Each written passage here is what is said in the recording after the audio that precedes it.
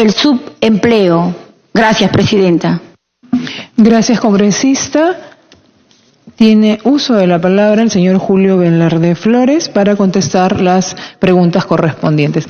Antes le pide una pequeña interrupción el congresista Arce. Congresista Arce tiene uso de la palabra. Gracias, presidenta. Se me pasó una pregunta muy importante que considero, tal vez lo hizo en su exposición, va a disculpar, señor Velarde, pero quisiera saber cuánto tenemos en el Fondo de Estabilidad Fiscal, el famoso chanchito fiscal que siempre tenemos de reserva para ver la consideración y cuál es la proyección de la utilización de ese fondo ante un escenario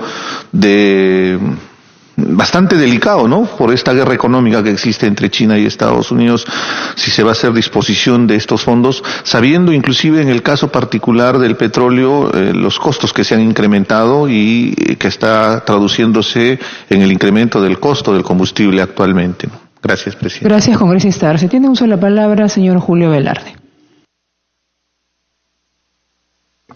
Muchas gracias por las preguntas. Una primera pregunta sobre las reservas internacionales. A fines del año pasado eran 60.100 millones. Agosto de este año son 68.300 millones, como mencionó el congresista Arce.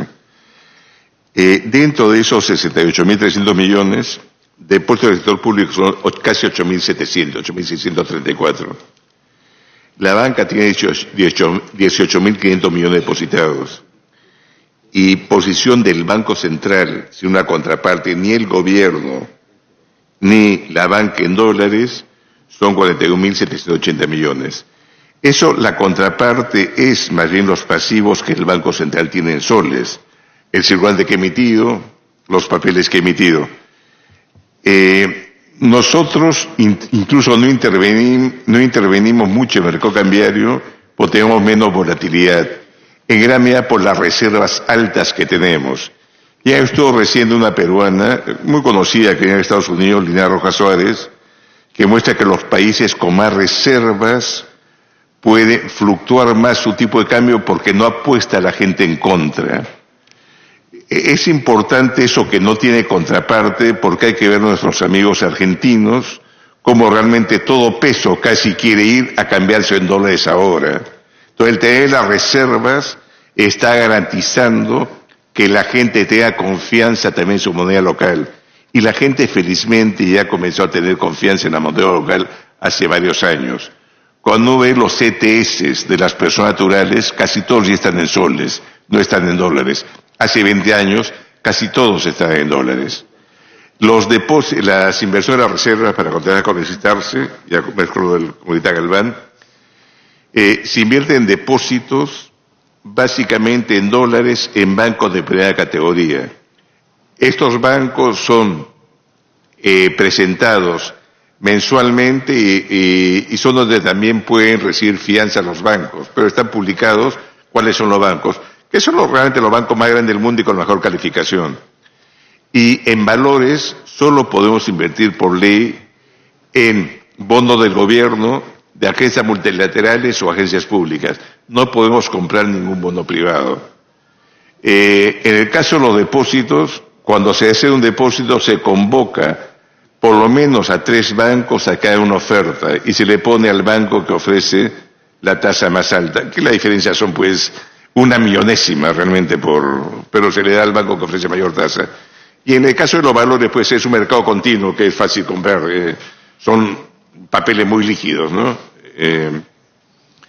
El Fondo de Estabilidad Fiscal, en el momento tengo la cifra, en este momento tiene 5.274 millones de dólares. Y adicionalmente depósitos del sector público por casi 3.000 millones de dólares más en el Banco Central en dólares.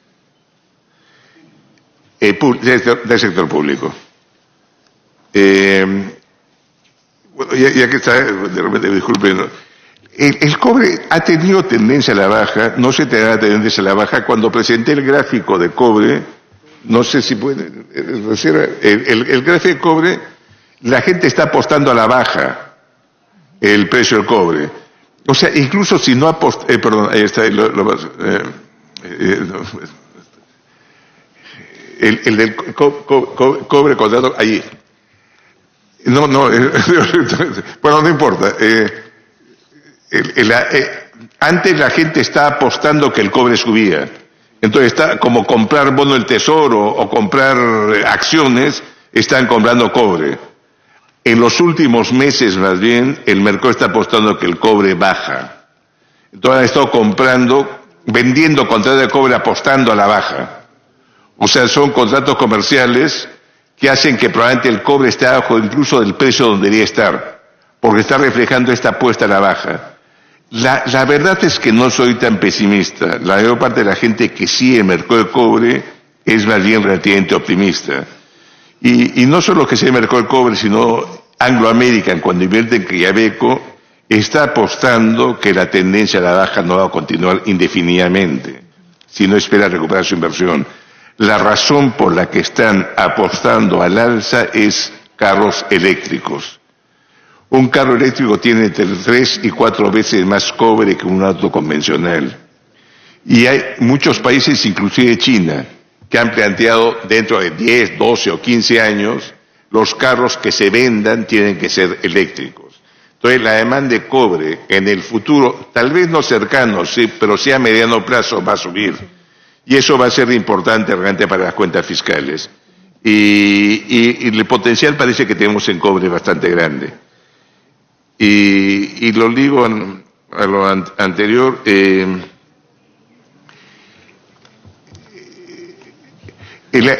realmente el consumo interno está creciendo fuerte. El consumo de pollo en Lima, pongamos, ha estado creciendo a tasa de 2 dígitos.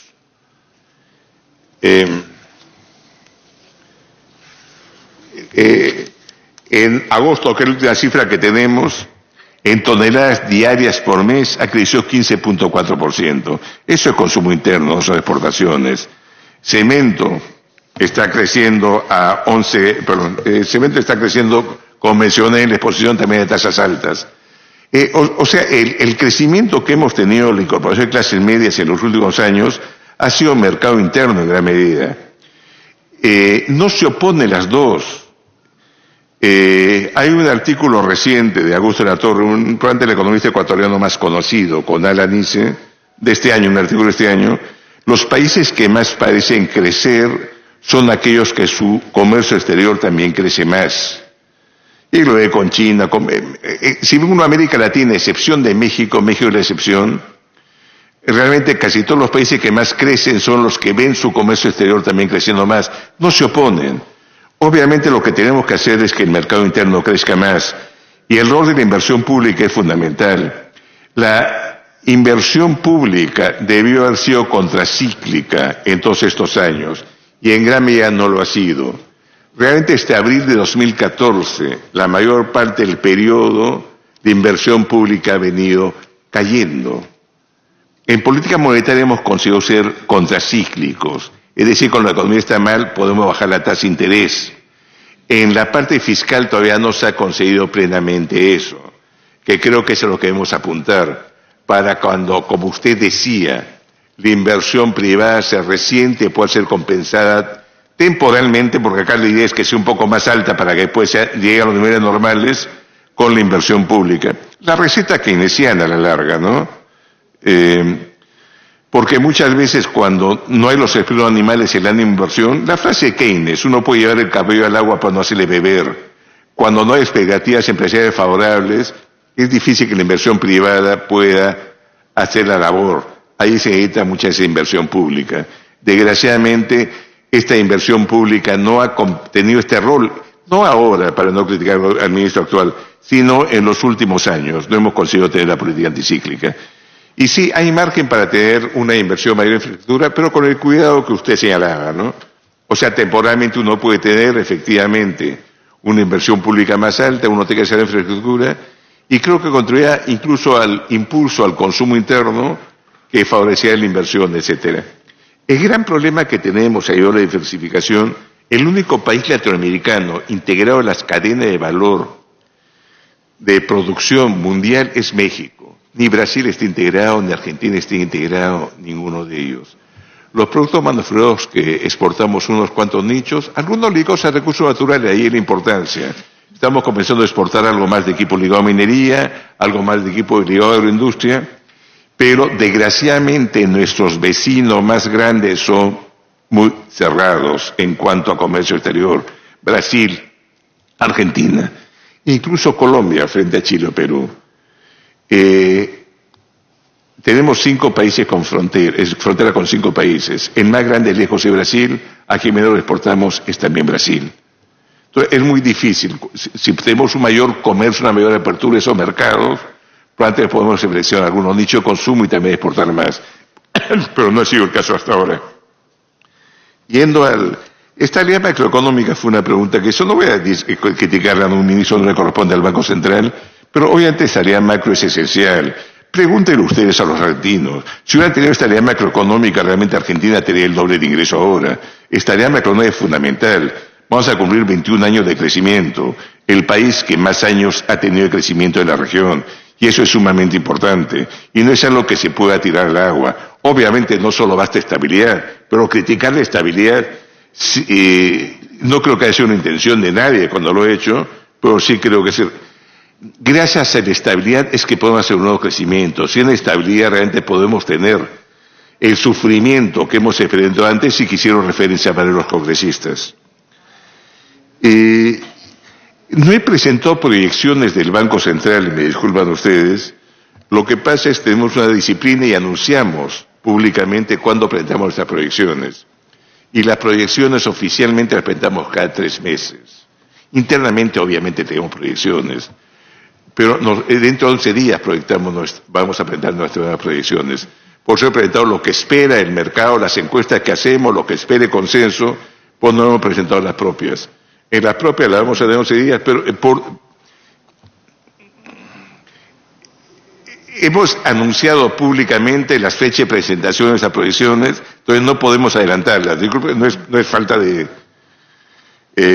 confianza con ustedes, etcétera, pero siempre la disciplina que tiene el Banco Central, que una fecha dada, una hora dada, presenta las proyecciones.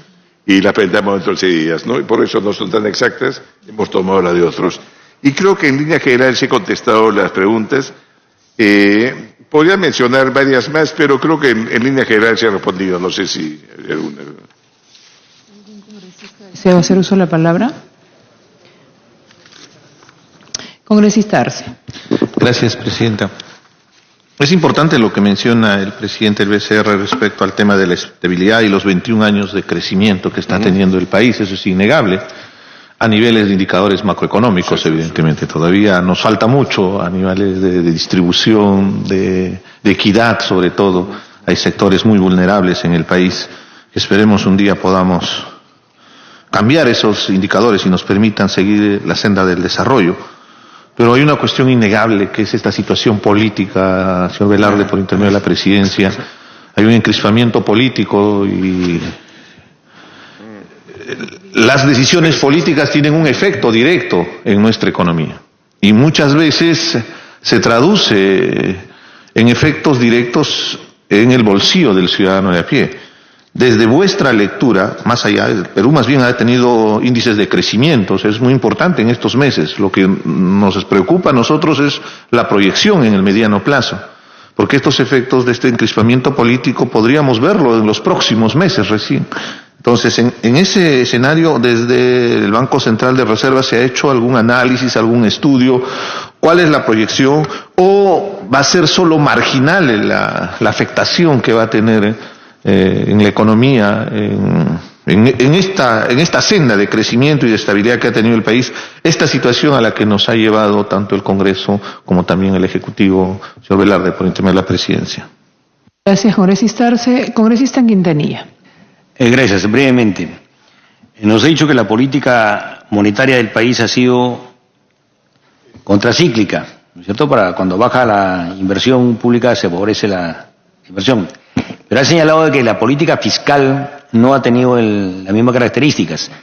Podría, desde su punto de vista, lógicamente no es responsabilidad de la política fiscal del BCR, pero ¿en qué consiste esta deficiencia en que la política fiscal no ha sido contracíclica y cómo podría ser contracíclica? Gracias. Gracias, congresista. Señor Julio Velarde, tiene uso de la palabra. Las razones son claras, podemos este año. Las nuevas autoridades regionales y locales han tenido un retraso de inversión que ha hecho que la inversión sea negativa en cuanto a crecimiento este primer semestre. Creo que mañana en los años anteriores tal vez esta caída de presión unitaria, que era referencia con registrarse, hizo pensar que la crisis era más que coyuntural estructural, en cuyo caso había que ajustarse por escenarios de ingresos fiscales a largo plazo iba a ser mucho menor.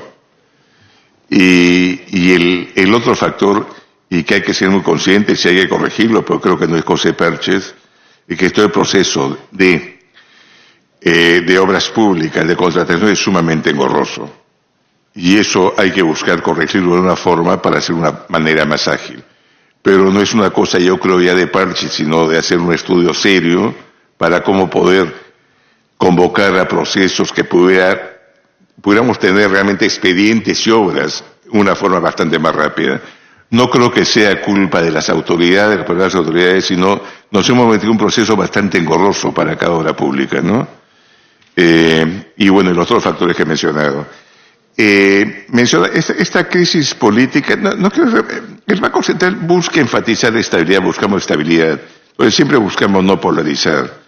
Lo que podemos decir hasta ahora en las encuestas era lo que mencionó que faltaban varios parlamentarios.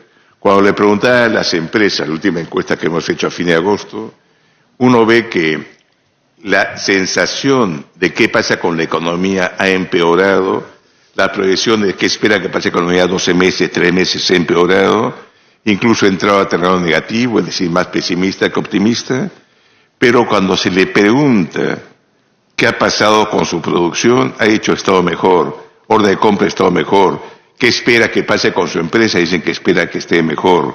O sea, hay una mezcla de factores. Creen que el entorno va a estar peor, pero todavía parece no afectarles tanto cuando uno le pregunta sobre su empresa en particular. Ahora, todavía no ha habido ningún desenlace. Estamos hablando realmente de crispación, más que propiamente un escenario que haya habido un desenlace. Como Banco Central, puedo pronunciar como individualmente, pues no va a ser... Como Banco Central, más bien lo que buscamos siempre es estabilidad, ¿no? Entonces prefiero evitar meterme en parte de una discusión en que vemos que de un lado y otro tiene posiciones distintas. Muchas gracias. Se agradece la presencia del señor Julio Velarde Flores, presidente del Banco Central de Reserva del Perú, y de los funcionarios que lo acompañan. Siendo las 11:02 de la mañana, se levanta la sesión. Muchísimas gracias a los congresistas presentes.